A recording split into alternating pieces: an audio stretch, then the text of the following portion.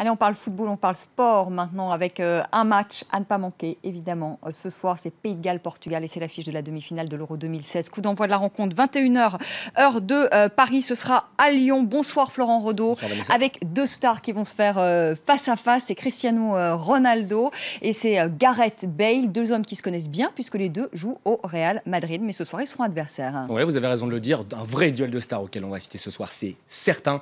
D'un côté, Cristiano Ronaldo, triple ballon d'or, capitaine de sa sélection, mais plutôt décevant depuis le début du tournoi. Seulement 2 buts inscrits, c'était face à la Hongrie en phase de poule.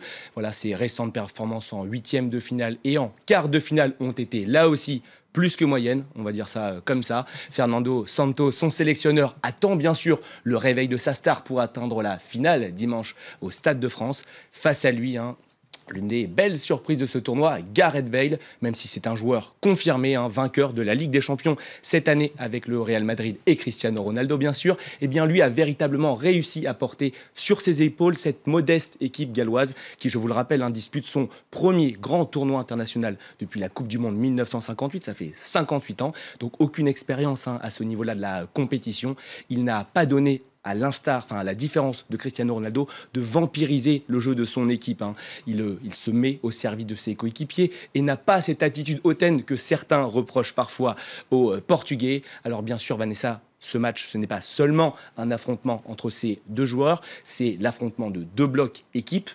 Le Portugal, tout d'abord, qui n'a pas gagné un seul match dans le temps réglementaire, c'est une première d'ailleurs dans un Euro, eh bien, le Portugal peut compter sur une défense assez solide. Alors ce soir, il faudra voir le cas de Pepe, le meilleur défenseur de l'équipe, qui est peut-être incertain pour ce match. C'est une équipe portée vers l'avant. Le Pays de Galles, je parle du Pays de Galles, c'est une équipe portée vers l'avant qui calcule très peu. On espère bien sûr assister à un match ouvert et riche en buts ce soir, Vanessa.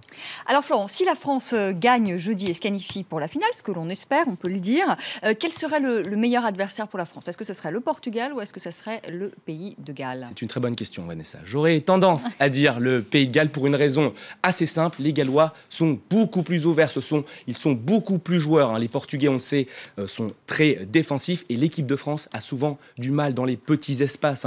Alors l'équipe de France a des joueurs assez techniques, Payet, Griezmann, mais on l'a vu dans la phase de poule contre l'Albanie, contre la Roumanie, l'équipe de France a plutôt du mal contre ce genre d'équipe. Alors le Pays de Galles est donc une équipe qui est beaucoup plus portée vers l'avant, qui calcule beaucoup moins son jeu. Moi, je dirais que c'est le Pays de Galles, et le Pays de Galles a l'avantage pour les Français d'avoir aucune expérience internationale à ce niveau. Je vous rappelle que les Portugais ont notamment disputé la finale de l'Euro 2004 chez eux, une défaite face à la Grèce. Donc je dirais le Pays de Galles, Vanessa. Merci Florent Rodeau et on vous retrouve à 18h50 pour un journal des sports.